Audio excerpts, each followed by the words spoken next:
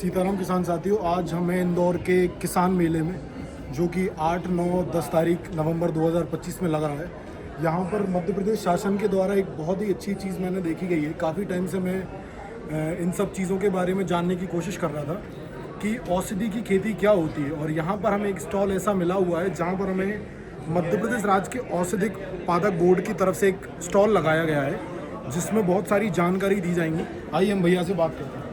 नमस्कार भैया। नमस्ते नमस्ते। भैया ये आप हमें थोड़ा सा औषधि खेती के बारे में बता सकते हैं, क्योंकि क्या है कि जैसे मेरे जैसे जो छात्र हैं या जो युवा हैं वो औषधि खेती के बारे में उतना जानते नहीं हैं। ये क्या, कितना इसमें किसानों को फ़ायदा पड़ सकता है, क्या तरीके होते हैं लगाने के लिए, और जो रासायनिक खेती जो आज के टाइम पे जो कर रहे हैं, तो उन किसानों को आप क्या मैसेज देना चाहेंगे कि वो औषधि में आके उनको क्या फ़ायदे मिल सकते हैं?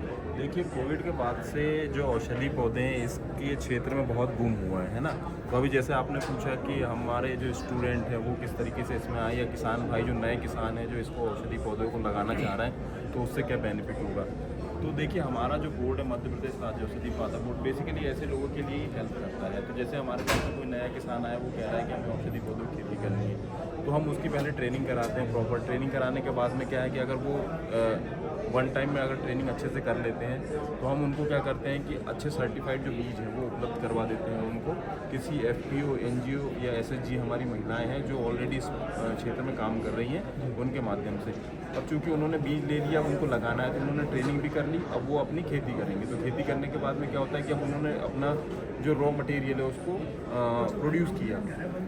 प्रोड्यूस करने के बाद में क्या होता है कि अब उनको मार्केटिंग की समस्या आती है, तो हम उसकी भी हेल्प करते हैं यहाँ पे। मार्केटिंग की, जैसे अच्छा दाम मिलना चाहिए उनको। तो बेसिकली हमारे मध्य प्रदेश में एक नीमच मंडी है जो बहुत बड़ी, एशिया की सबसे बड़ी मंडी है जहाँ पे मेडिसिनल प्लांट्स का ट्रेड होता है। तो नॉर्मली इसमें फ़ायदा ये है कि आप जो गेहूँ चावल लगा रहे हैं उससे अगर आप 1 एकड़ में गेहूँ चावल लगा रहे हैं, अगर आप उसी सेम 1 एकड़ में अगर औषधि पौधों की खेती करते हैं तो आपको दुगना रेट मिलेगा इसमें। ये सब इसके लाभ है। जैसे कि मैं अभी कुछ दिन पहले YouTube पे एक छोटी सी क्लिप है किसानों के लिए, वो वायरल हो रही थी। उसमें सागर जिले का एक किसान है जो बोलते हैं कि काली हल्दी से आप 1 एकड़ में एक फसल से आप 30 से 36 लाख रुपए का तक का फ़ायदा ले सकते हैं। तो क्या सच बात है कि लोग, किसान अगर इस खेती में जाएं, जो रासायनिक खेती है उनको छोड़ के अगर औषधि में जाएं, क्योंकि औषधि, मुझे जहाँ तक मैंने जितना इसको पढ़ा है, ना इसमें कोई रासायनिक खाद लगता है और ना इसमें हमें कुछ अलग से डालना पड़ता है। हम इसमें गोबर की खेती गोबर से वर्मी कंपोस्ट या गोबर डाल के हम इसको कर सकते हैं, ना इसमें कोई कीड़े लगते हैं। बिल्कुल। तो जैसे कोई आना चाहे आपके यहाँ पर ट्रेनिंग करने के लिए, तो हम किस तरीके से आप तक रीच कर सकते हैं? देखिए, हमारे हर ज़िले में 55 ज़िलों में जो है जिला आयुष अधिकारी के माध्यम से ट्रेनिंग कराई जाती है। तो जो किसान जिस ज़िले में है वो वहाँ पे जिला आयुष कार्यालय में संपर्क कर सकता है। हमने मास्टर ट्रेनर भी बना रखे हैं, तो उस ज़िले के एटमॉस्फेयर के हिसाब से वहाँ पे जो मेडिसिनल प्लांट्स ग्रो होते हैं उसकी वहाँ पे ट्रेनिंग होती है, क्योंकि उनको ग्रो भी वही कराना है वहाँ पे। तो वो डायरेक्ट क्या है कि जिला आयुष कार्यालय जो है हर ज़िले में स्थापित है, वहाँ पे वो संपर्क कर सकते हैं। तो वहाँ से उनको पूरी जानकारी मिल जाएगी कि उनका ट्रेनिंग कब होगी, उनका क्या शेड्यूल रहेगा। और चूँकि ये सारी ट्रेनिंग हमारी फ्री ऑफ कॉस्ट होती है।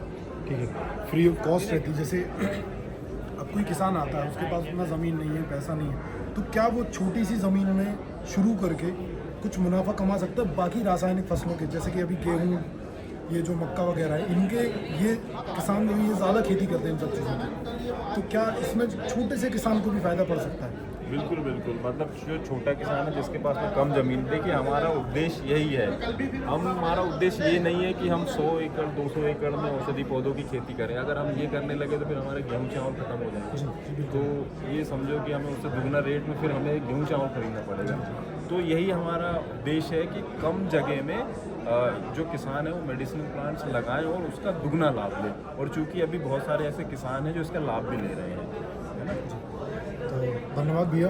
मैं आप सभी को वीडियो में ये इसका सब पता, जो भी गवर्नमेंट की तरफ से, सरकार की तरफ से जो भी मदद होती है, मैं उन सब की सारी जानकारी वीडियो में डाल दूंगा।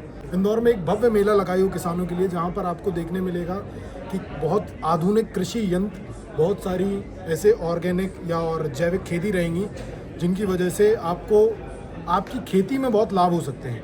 जानकारी के लिए धन्यवाद। सीताराम।